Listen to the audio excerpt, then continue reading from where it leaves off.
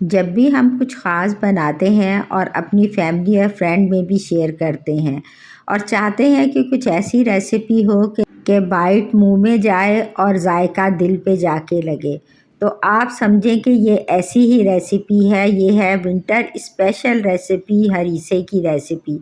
वैसे तो मैंने बहुत सारी हरीसे की रेसिपी बनाई हैं कबाबों के साथ।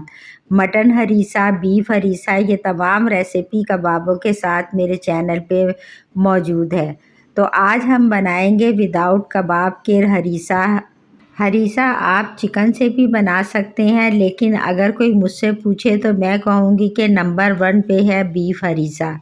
बहुत ही आसान रेसिपी है और जायका बहुत ही लाजवाब। तो चलें रेसिपी शुरू करने से पहले बिस्मिल्लाहिर्रहमानिर्रहीम।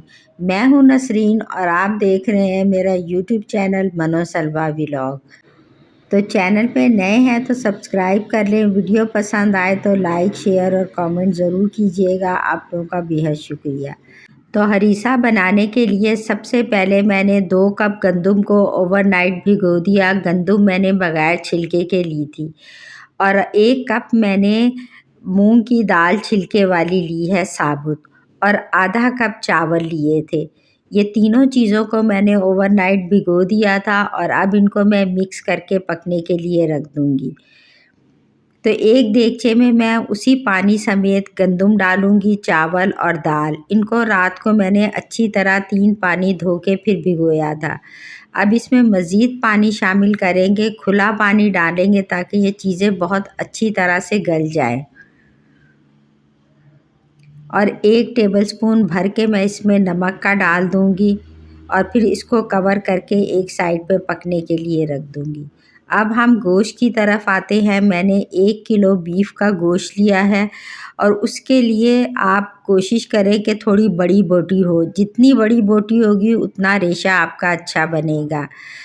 तो साथ ही मैंने 2 अदद मिक की हड्डी भी ली है यखनी के लिए। गोश्त बोनलेस था और हड्डी मैंने अलग से ली थी।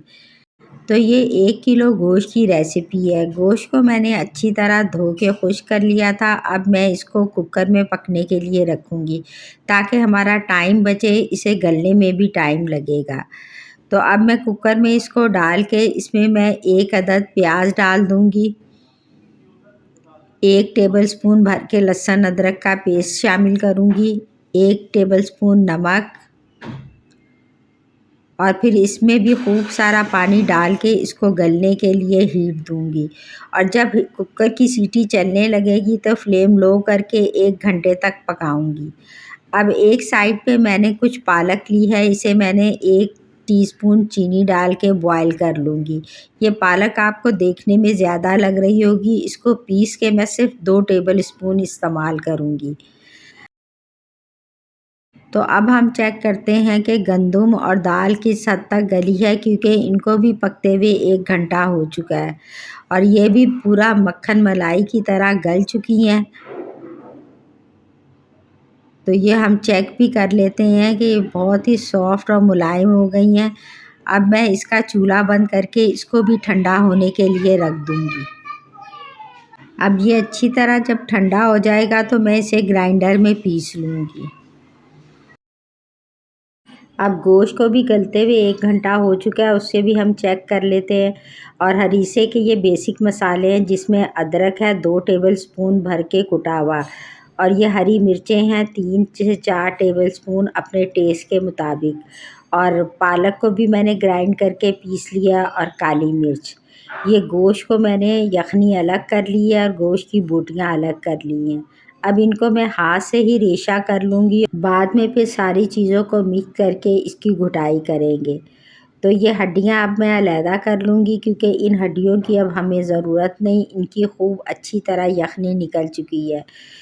जब भी आपने गोश्त गलाना है तो यखनी ज़रूर रखनी है, क्योंकि इससे हरीसे का बहुत ज़बरदस्त टेस्ट बनता है।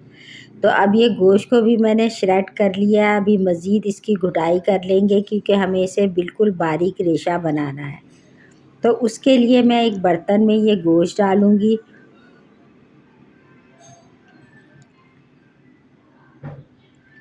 ये गोश्त के तमाम रेशे मैं इसमें शामिल कर दूँगी।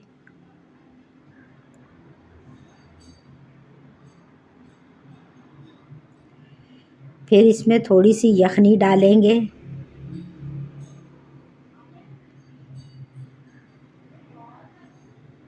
और ये कुटा हुआ अदरक और हरी मिर्चें ये भी शामिल कर देंगे। हरीसे में सिर्फ हरी मिर्चें और काली मिर्च जाएगी। काली मिर्च हम अभी 1 टीस्पून डालेंगे और बाकी के हम बाद में शामिल करेंगे। अब मैशर की मदद से अच्छी तरह मैं इसको मैश करूँगी। हमने इस तरह इसको घोटना है कि इसका रेशा ना टूटे और रेशा बारीक से बारीक हो जाए।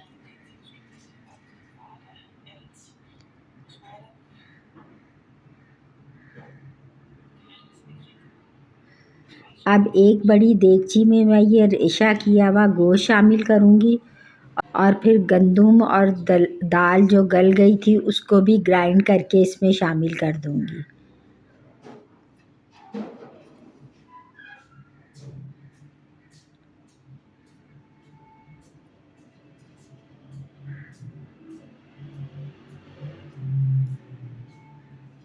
अब वो जो यखनी बाकी की बची हुई थी वो भी मैंने इसमें शामिल कर दी है। तो अब एक लकड़ी की चम्मच से इसको खूब मैं चम्मच चलाऊंगी और साथ साथ इसका घोटा लगाऊंगी। ये इसी चम्मच से घुट जाएगा क्योंकि मैंने पहले इसका रेशा बना लिया था।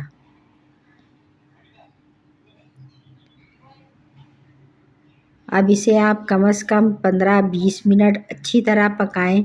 अब दूसरी तरफ मैंने एक फ्राई पैन में 1/4 कप घी लेके उसमें मैंने 2 टेबलस्पून पालक डाल के हल्की सी फ्राई कर ली है और वो भी मैं इसमें शामिल कर दूंगी। देगों वाले बिल्कुल इसी तरह करते हैं। और फिर बाद में हम इसे एक तड़का लगाएंगे जो देसी घी या ऑलिव ऑयल का होगा। इसका असल जायका देसी घी या ऑलिव ऑयल के तड़के से ही निकलता है। तो आप जब भी हरीसा बनाएं उसको जो तड़का लगाएं उसमें देसी घी या ऑलिव ऑयल शामिल करें। अब अदरक के मैंने लंबे स्लाइस काट के, ये ऑप्शनल है, अगर आप डालना चाहते हैं तो डाल लें। ये भी मैंने इसमें शामिल कर दिए हैं। अब ये आप देख सकते हैं कि इसका रेशा किस कदर ज़बरदस्त बना है। और हरीसे की एक टिप है कि जब भी इसे आप पकाएं फ़ौरन गरम गरम सर्व ना करें। पहले इसको एक दफ़ा ठंडा होने दें ताकि ये अच्छी तरह सेट हो जाए, फिर इसे सर्व करें। और हमेशा सर्व करने से पहले आप इसको तड़का लगाएं। अब देसी घी में मैंने प्याज ब्राउन कर लिया है और प्याज मैं निकाल लूँगी ऊपर गार्निश के लिए और थोड़ा सा अंदर रहने दूंगी बस।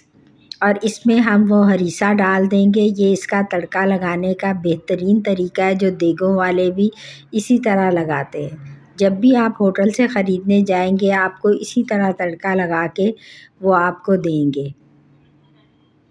तो आप भी जब सर्व करें तो ऐसे ही तड़का लगाएं।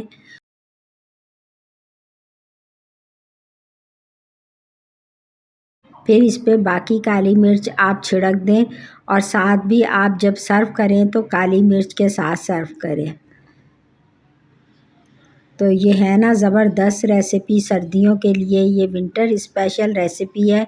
इसे बनाएं, ख़ुद भी खाएं और अपने फैमिली और फ्रेंड में भी शेयर करें। तो अगर आपको रेसिपी पसंद आए तो अपना फ़ीडबैक ज़रूर दीजिएगा। चलें तो फिर मिलते हैं किसी नेक्स्ट वीडियो में किसी टेस्टी रेसिपी के साथ। अल्लाह हाफ़िज़।